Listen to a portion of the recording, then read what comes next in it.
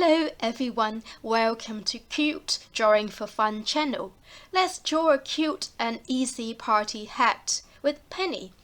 You need to use a pencil or marker or felt tip pen, paper, color pencils or color felt tip pens or crayon or any paint. Let's start.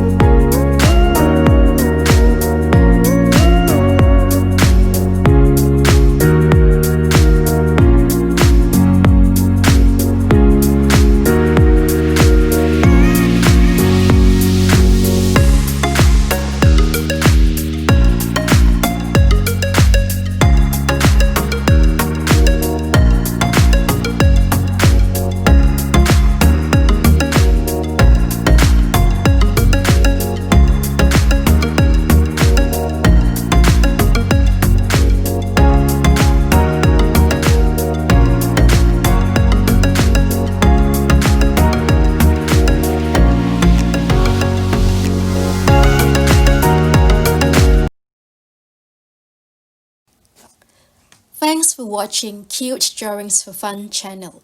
Don't forget to subscribe and click like the video. New drawing video every day. See you next video.